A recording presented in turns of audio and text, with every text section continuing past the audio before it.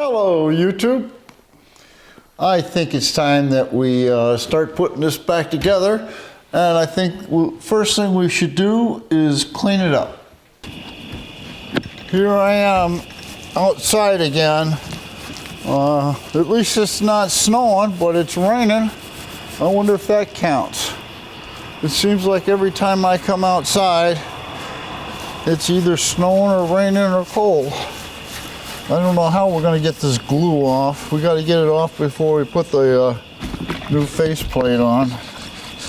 Most of it came off.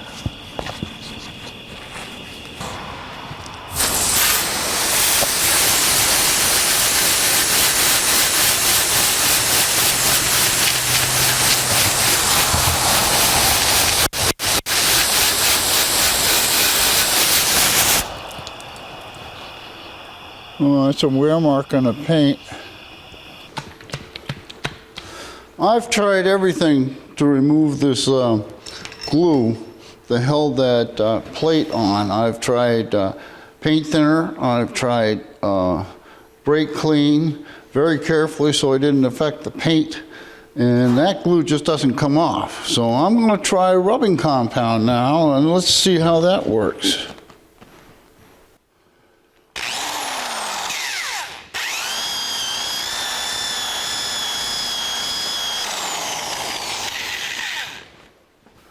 This is behind a plate, so here we go with some brake clean.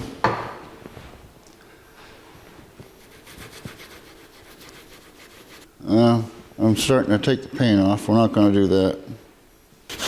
That's not doing it either.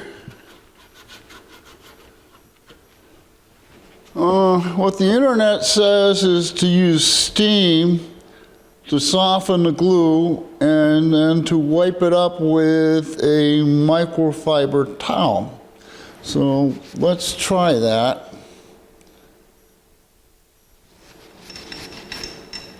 That seems to work.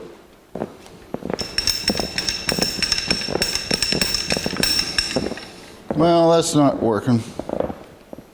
Let's try a scraper. Well, that seems more effective than anything. This is going to be slow, but it's working. Well, the only thing I've found that works is spraying a little brake clean on a microfiber and wiping carefully on the dashboard and taking a scraper and scraping the glue. It's the only thing that seems to work. And even that's not great, but it does get the glue off. Now that it's all shiny and smooth and all the stickum is gone, I think it's time to start putting this back together. To put the wiring back together, I like to do things systematically. And I think what we'll do is we'll start from the driver's side to the left side and work our way all the way over to the passenger side and install it as we go. And the first thing I want to do is I want to clean up this wiring harness. I know that seems a little silly, but I know it's up underneath the dash. It just makes me feel good. Actually, this goes to the floor. We're at the fuse box, and this is not stock looking. It's plastic and it's for LED bulbs. I had a tough time finding a metal one that looks like it's stock. It's a standard part, EFL 552 if you need one. We'll just unplug this one and plug this one in. Okay. The next thing in the fuse box that I want to address is the power feed for the radio. And the previous owner had an aftermarket radio with this wiring that they had plugged into the fuse box. We're going to throw it away. On good old eBay, I was able to find a power lead that plugs into the fuse box and is meant to be a power lead for the radio. The next thing we come to are the speakers. Now they had these speakers in there, Pioneer, and I am not even going to try to find original speakers. They probably wouldn't work. So I purchased these speakers, which are supposed to be CJ7 direct fit. However, they're not. The tweeter in the speaker sticks out beyond the edge of the speaker so that it rocks on the tweeter. You're going to have to space it out away from the dashboard, and I'm just going to use nuts. I'll screw nuts onto these studs until the speaker is spaced out far enough, and then we'll put nuts on the back side and the speaker will be held in place. The next thing we have to do is put the speaker cloth on. Now that was what was facing out. I don't know why it has overspray on it. I can't explain it. I'm not going to put it on that way. I'm going to put it on this way. That way it's black on the outside, like so. And I'm going to have to trim this right here for the clock.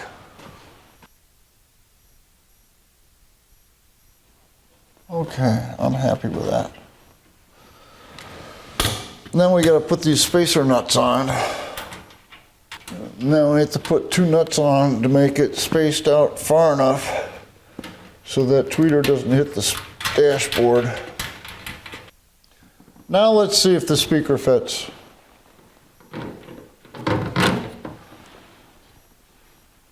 Perfect. Now we can use the original fasteners to fasten the speaker in place. I was able to salvage and tumble a complete set of nuts and bolts for the speakers. I think these are all original. So we'll go washer, lock washer, nut. And we'll do the other one while we're at it. The aftermarket has done it to us again. With this completely compatible CJ7 speaker, what they've done is made special connections for the speaker itself. This connection is slightly bigger than the normal small connection, and this connection is very tiny and obviously can't be mixed up with the other connection. So what we're going to have to do is salvage these connections and put them on the correct color-coded wires. It seems counterintuitive, but what you have to do is clamp the clip into a vise tight enough so that you can use a pointer to get these 2 tabs to bend open like that.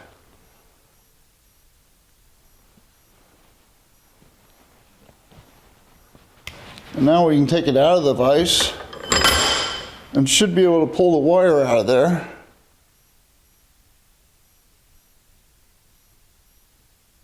Now this second crimp here, I can't get undone. So I'm just going to break the wire off at that crimp by bending it back and forth. Now we can finish opening this up.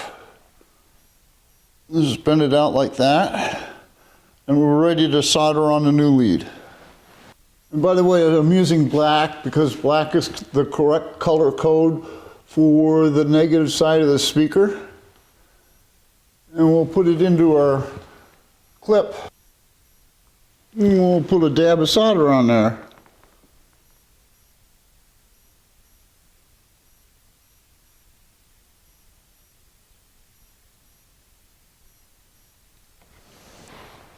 With our ends on the correct color-coded wires, it's supposed to be light brown for the positive side on the left side. So we slide that on carefully, not to bend the tab. There we go. And black is supposed to be negative. Black is negative on both sides. So we have light brown for the positive on the left side, driver's side, and we have green for the positive on the passenger side. Next up is this ground that's underneath the speaker here.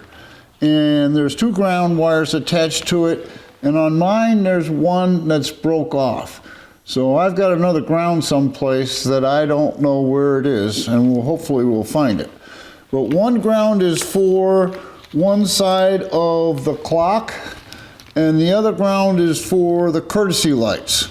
So let's clean this up a little bit and attach the ground.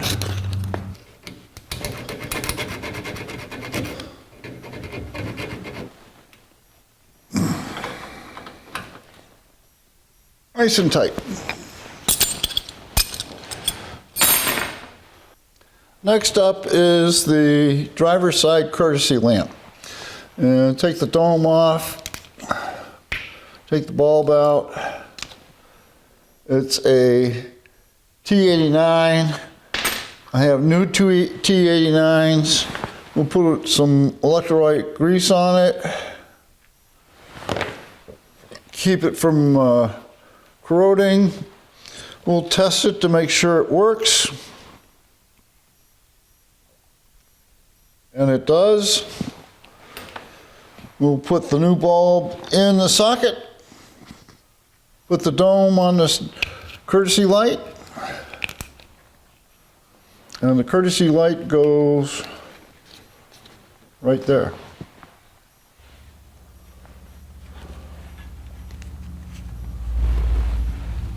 I think the next thing we'll do is the light switch. I'm going to take advantage of this clip for the courtesy wire and run my speaker wires through it at the same time, and that way I can get it across to the radio. The next thing we come across on the back side of the dashboard, moving right to left, is the headlight switch. And this is the old headlight switch, and the courtesy light function on it wasn't working. So I have a new one. The first thing we have to do is take the knob off of the light switch. And there's a plunger right here.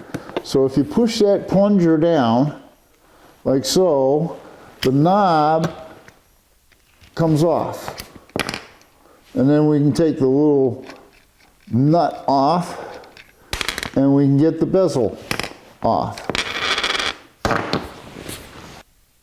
To mount the switch, it goes into this D-shaped hole, like that. And we put this bezel on. And then we put the bezel that screws onto the shaft on. And we screw that down as far as we can. And then I broke down and got the tool. Now the tool has two little tangs on it, and it fits into the bezel. And you can screw the bezel down. Put a wrench on it, tighten it up, and that's solid. We'll install the new knob.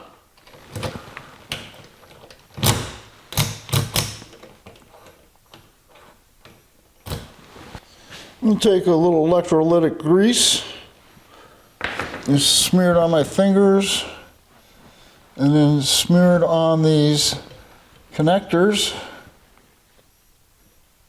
for the headlight switch, and plug in the harness.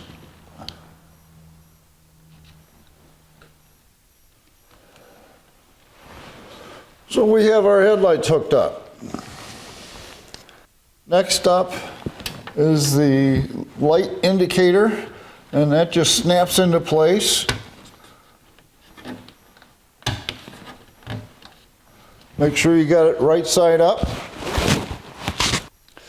Okay, I made a mistake. I wanted to check to make sure these things work before I put them in. So this one I'm going to have to test while it's in. And we'll go around to the other side and see if it lights up. Like I said, make sure you put it in right side up. But it does light up. And we can plug up the wires for that indicator light. There's one. And there's two. The next hole to fill is the clock. But the original clock has had it. It looks like it may have even been on fire. I don't know. You can't see it. So unfortunately, we have a replacement. So we have to put that in. Clock slides in from the front. Brackets.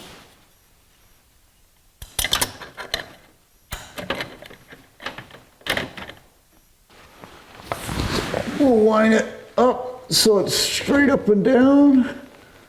There's 6 o'clock and 12 o'clock. That looks about right. We'll tighten it up.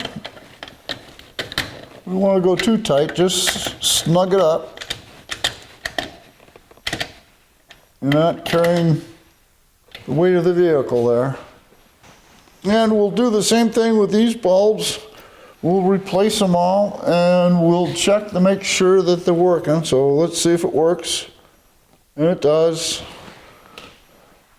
And we put that into the clock. And we plug power into the clock. And we can put a wire tie right there. There used to be tape that tied these wires together. No, tape's all disintegrated.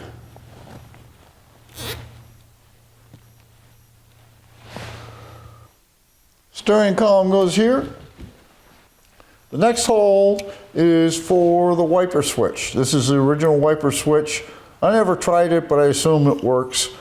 It goes into this D-shaped hole just like the headlight switch did, but we have to get the knob off. The way you get the knob off is you look for this little notch right here in the knob itself, and underneath it is a little spring. And if you push up on the spring, the knob comes off. Now we can take this nut off and the bezel off, and we can put it on the dash. This switch goes on pretty much the same way as the headlight switch went on, in that you put the bezel on and then you put the little nut on and take the special tool. You can tap this around with a punch, but I didn't like what it was doing to the bezel, so I ordered the tool. Now we can slip our knob on.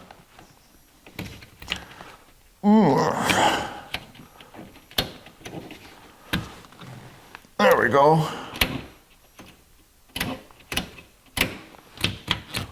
So wiper, washer.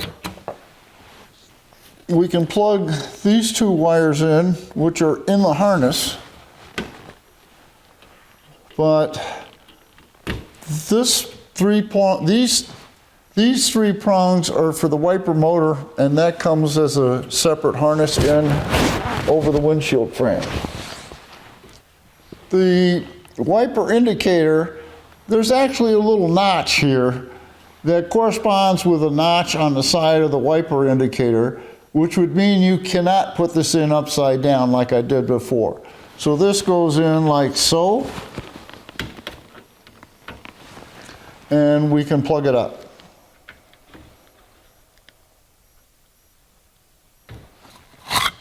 Next up is our original tack.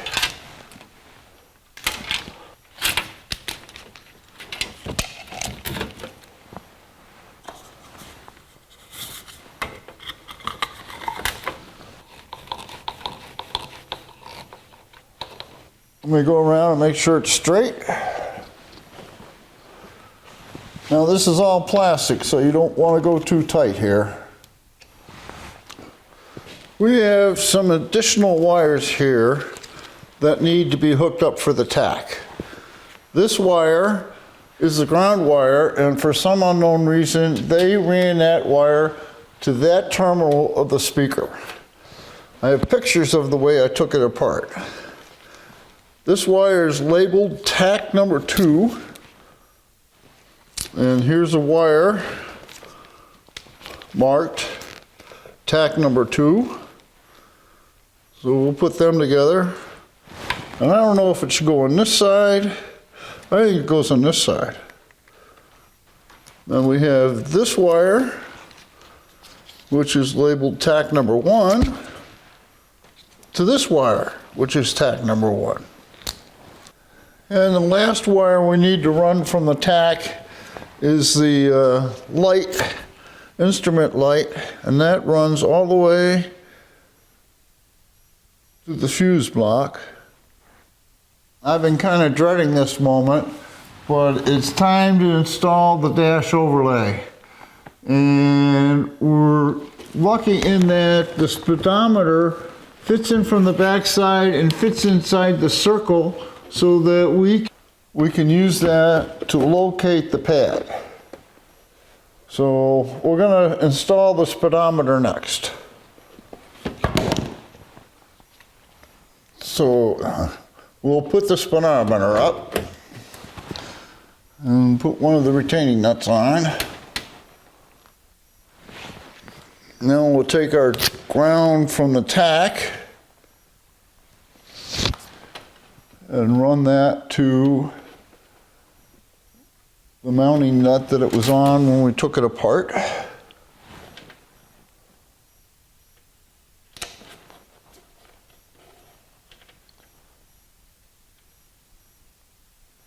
By the way, I have tested all these lights and replaced them.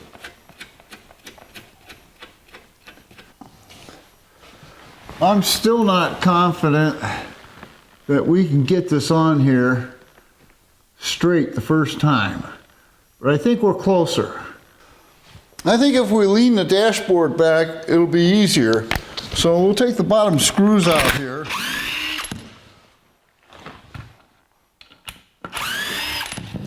And we can lean this back.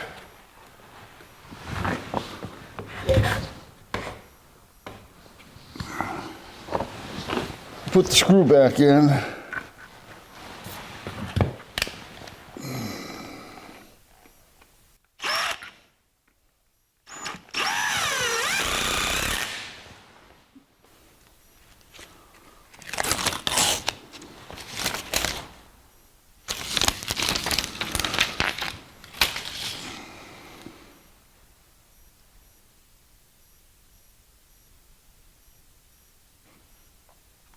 Ready or not, here we go.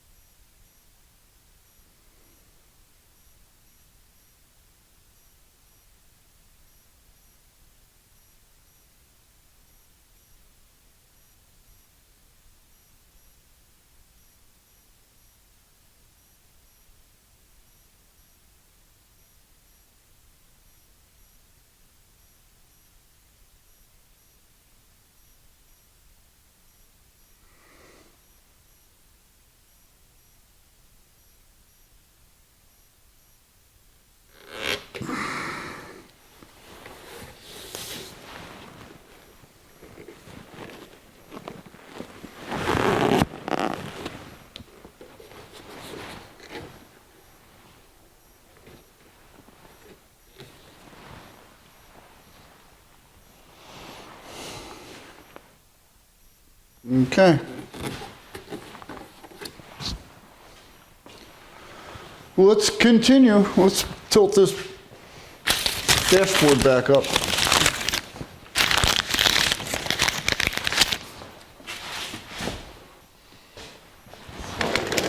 We have 3 control cables. 2 of them are the same length. One's long. The 2 short ones are the same length. Go in the bottom holes and snap into place.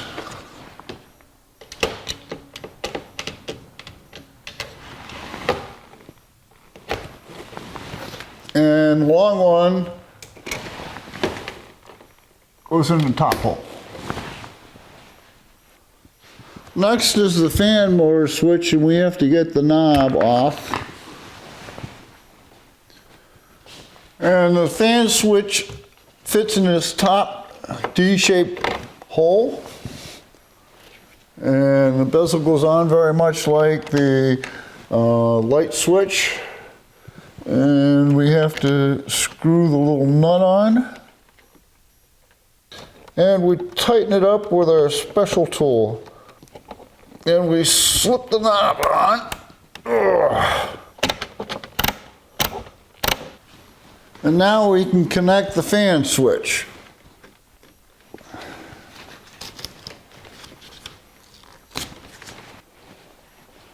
Let's try to fit our indicator lights in. The top one is easy. That's the fan, and it snaps into place. The next one down is air, heat, or vent.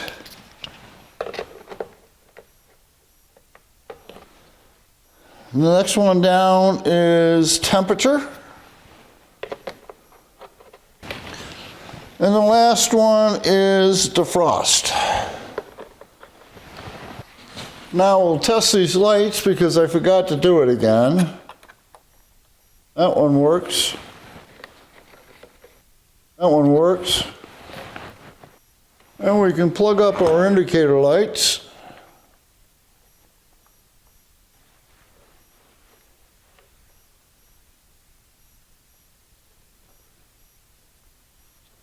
Next up is the volts gauge. And we slip that in place. Put its retaining bracket in place. Put the nuts on it. Yellow goes on this connector. Ground goes on this connector. Probably wouldn't make any difference. And the light goes in here. We put the oil pressure gauge in the same way. Red one on the right. Black one in the center.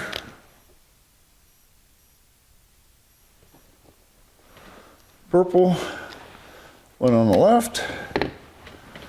And the bulb goes in the top.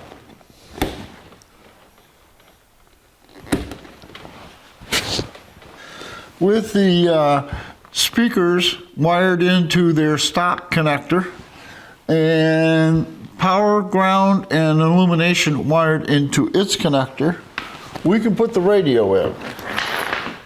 I just got this radio. I've been looking for a while. I was looking for an AM/FM stereo radio, and what I got was an original AM/FM stereo CB radio. And we'll screw it in. I do have the brace for the underneath. Okay, that's finger tight for now. I want to take it back out and clean it, so I'm just going to do it finger tight. And put some knobs on. These are not the correct knobs. I'll have to get the right knobs.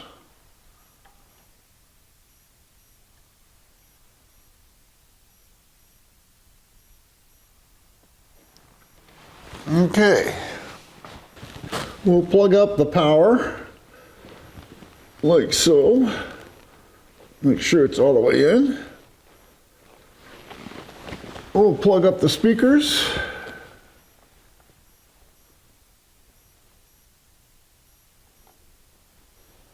Like so. And we'll plug an antenna in. Now I do have the matching transformer for the CB, but I'm not going to play with the CB for now. I have the power supply hooked up to the ground for the dashboard, and I have the power supply hooked up to the radio feed at the fuse box, and we'll turn our power supply on. Let's see if we can tune in a station. Let me turn the volume up. Let's see if we can tune in a station. Nothing there. Something there. Be rushed. Something there. Mondays. Let's do this Monday. There, we got a good strong station. For colds. We're in front of We're in a steel building, so reception is not going to be good, but that station is strong enough to light up the stereo indicator, and you can hear the difference in the speaker. Let's see if the CB thing lights up. We'll put it in CB. There we go. We got channel 19. So that works, and I'm not going to go any further with the CB. The dash lights do not appear to be working. So I'm going to have to look at that. Headlight.com. Whether I'm at my desk or on the phone. That'll work just fine. We'll put the glove box on next, and this is kind of, I feel, the nut is below the lip for the glove box itself. So putting this hinge on for the glove box is not that easy.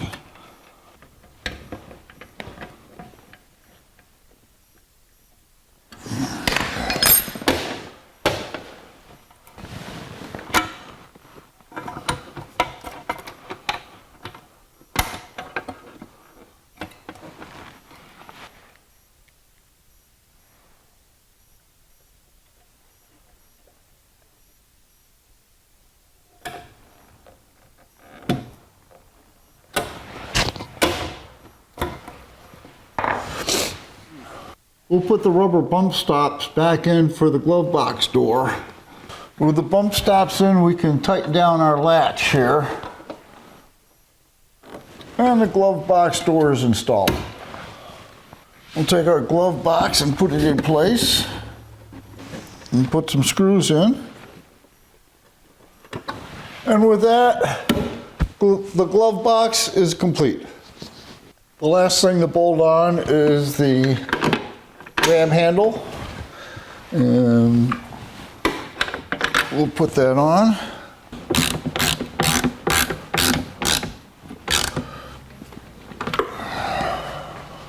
I know it looks a mess, but it's pretty much where it needs to be. This is the wire for the fan for the heater.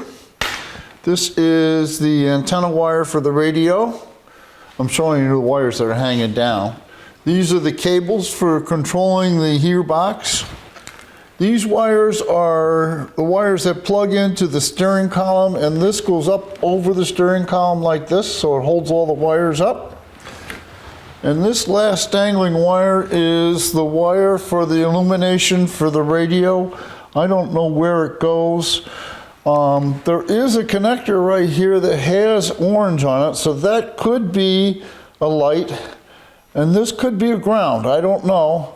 I'm gonna have to check it out, and maybe this plugs into there, and the radio ground, which I now have under the clock bolt, like the tack ground, runs over to here and plugs into here also. I don't know. We'll have to find out. I think we have accomplished our goal in that we have the dashboard ready to bolt back into the Jeep. The Jeep's not ready for it, but the dashboard's ready to go back in. So we've accomplished our goals, and if you enjoyed this video, there will be more.